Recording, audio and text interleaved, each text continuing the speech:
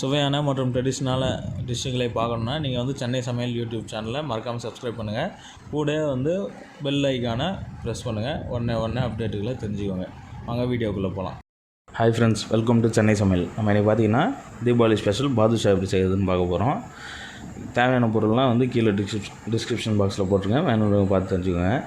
முதல்ல ஒரு சின்ன பாத்திரம் எடுத்துக்கோங்க. அதில் 1 கப் மைதா மாவு போட்டுக்கோங்க.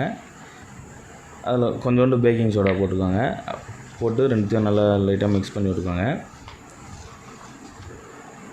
அப்புறமா வந்து இதில் வந்து தயிர் 2 ஸ்பூன் ஊற்றிக்கோங்க. தயிர் 2 ஸ்பூன். அப்புறமா பால் வந்து ஒரு 3 ஸ்பூன் பால் ஊற்றிக்கோங்க. அப்புறம் வெண்ணெய் வந்து ஒரு இது போட்டுக்கோங்க. 1 ஸ்பூன் 1.5 ஸ்பூன் வெண்ணெய் போட்டுக்கோங்க. அப்புறம் சீனி 1 ஸ்பூன் போட்டு எல்லாத்தையும் வந்து மிக்ஸ் பண்ணிக்கோங்க. தண்ணி வந்து இதில் எதுவும் ஆட் பண்ணாதீங்க, இப்படியே வந்து பிசைஞ்சிருங்க. சப்பாத்தி மாவு பிசைப்பீங்க பார்த்தீங்களா, அது மாதிரியே பிசைக்கோங்க. ஆனால் சப்பாத்தி மாவோட கொஞ்சம் இருகலாக இருக்கட்டும், தண்ணியாக இருக்கக்கூடாது, இருகலாகவே இருக்கட்டும். அப்போ தான் வந்து உங்களுக்கு பாதுஷா வந்து நல்லா சாஃப்டாக வரும். சப்பாத்தி மாவு வந்து கொஞ்சம் இழுக்கிற மாதிரி நீங்கள் செய்வீங்க, அது மாதிரி இல்லாமல் கொஞ்சம் டைட்டாக இறுக்கமாக செஞ்சுக்கோங்க. இப்போ வந்து நல்லா வந்து பிசைஞ்சாச்சு. இதை வந்து மூடி வச்சுருங்க. ஒரு 1/4 மணி நேரம் வந்து நல்லா ஊறட்டும் அந்த மாவு. அதுக்கு நடுவில் வந்து நம்ம ஜீரா எப்படி செய்கிறதுன்னு பார்த்துடலாம். ஜீரா வந்து ஒரு அடுப்பு பற்ற வச்சு ஒரு பேன் போட்டு 1 கப்பு சீனி போட்டுக்கோங்க. சீனி கூட வந்து இந்த சீனி முங்குற அளவுக்கு நீங்கள் தண்ணி ஊற்றினா போதும், அதிகமாக ஊற்றாதீங்க. 1 கப்பு சீனினா 1/2 கப்பு தண்ணி ஊற்றிக்கோங்க போதும். போட்டு நல்லா கொதிக்க வைங்க. இது வந்து 1 கம்பி பதம் அளவுக்கு வந்து நீங்கள் பாவு மாதிரி செஞ்சுக்கணும். கடையில் வந்து எசன்ஸ் விற்கும், எசன்ஸ் வேணா வாங்கி ஊற்றிக்கோங்க வாசனைக்கு. அப்படி இல்லைன்னா வந்து நீங்கள் ஏலக்காய் தூள் கூட போட்டுக்கலாம். அது நல்லா கொதிச்சிருச்சு. இப்போ வந்து நம்ம ஏலக்காய் தூள் போட்டுக்கலாம். கொஞ்சோண்டு ஏலக்காவே போட்டாலே நல்ல வாசனையாக தான் இருக்கும். அப்படி இல்லைனா எசன்ஸ் வந்து கடையில் விற்கும், நீங்கள் வாங்கி போட்டுக்கலாம். போட்டு நல்லா மிக்ஸ் பண்ணி விட்ருங்க. நல்லா கொதித்ததுக்கப்புறமா வந்து ஒரு கம்பி பதம் அளவுக்கு வரணும். இப்போ வந்து நல்லா வந்துடுச்சு. கூட வந்து லெமன் ஒரு 1/2 லெமன் வந்து ஊற்றிக்கோங்க. அப்போ தான் வந்து உங்களுக்கு பாவு இருக்காமல் இருக்கும். லெமன் ஊற்றி நல்லா மிக்ஸ் பண்ணிக்கோங்க. ஜீரா வந்து நல்லா ரெடி ஆகிடுச்சு. ஒரு கம்பி பதம் அளவுக்கு வந்துடுச்சு. இப்போ வந்து அடுப்பை ஆஃப் பண்ணிவிடுங்க. நீங்கள் அடுப்பை ஆஃப் பண்ணி இன்னொரு அடுப்பு பற்ற வச்சு எண்ணெய் ஊற்றிக்கோங்க. எண்ணெய் வந்து ஒரு 1/4 லிட்டர் எண்ணெய் ஊற்றிக்கோங்க. நான் அந்த மாவு வந்து உருண்டை பிடிச்சி வச்சுருக்கேன், அதை வந்து போட்டுங்க. சிம்லேயே வந்து எண்ணெய் கொதிக்கிட்டோம். அதிகமாக வந்து நீங்கள் நெருப்பு அதிகமாக வச்சுருந்தீங்கன்னா வந்து பாதுஷா உள்ளே மட்டும் வேகாது, வெளியே மட்டும் நல்லா ப்ரௌனாக வந்துடும், ஆனால் உள்ளே வேகாமல் இருக்கும். அது சாப்பிட்றதுக்கு நல்லா இருக்காது. அதனால் நீங்கள் சிம்லேயே வச்சு பொறுமையாக போட்டு எடுத்துக்கங்க பாதுஷாவை.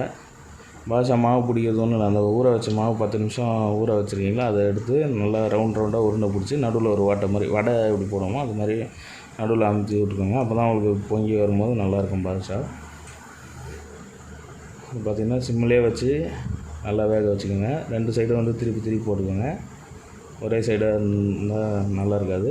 2 சைடுமே வந்து திருப்பி போட்டுக்கோங்க. பார்த்திங்கன்னா ஒரு சைடு கொஞ்சம் வெந்திருக்கு. இப்போ வந்து நம்ம எல்லாத்தையும் வந்து திருப்பி போட்டுக்கலாம்.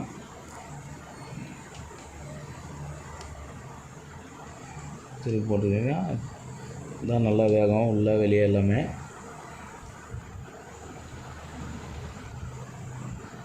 பார்த்திங்கன்னா நல்லா வெந்துட்டு வருது. இப்போ இந்த சைடு திருப்பி போட்டு பார்த்திங்கன்னா தெரியும்.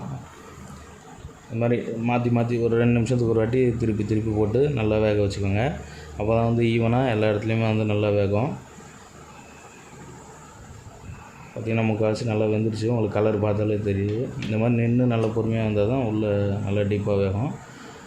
நீங்கள் நெருப்பு அதிகமாக வச்சு வேக வச்சிங்கன்னா வெளியே மட்டும் வெந்திருக்கும், உள்ளே வந்து வேகாமல் இருக்கும். நல்லா இருக்காது உங்களுக்கு டேஸ்ட்டு. பார்த்திங்கனாலே கலர் வந்து நல்லா சேஞ்ச் ஆகிருக்கு. நல்லா கோல்டன் ப்ரௌன் கலரில் வந்துடுச்சு. திருப்பி போட்டாலே தெரியும். இப்போ திருப்பி போட்டு நீங்கள் வந்து எடுத்துடலாம். எல்லாத்தையும் வந்து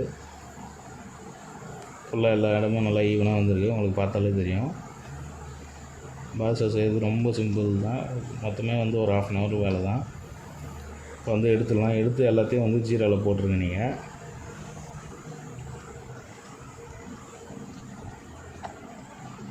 எண்ணெய் வந்து அவ்வளோலாம் குடிக்காது, இது பாதுஷா லைட்டாக தான் இருக்கும். எடுத்து அப்படியே ஜீராவில் போட்ட வேண்டியதான்.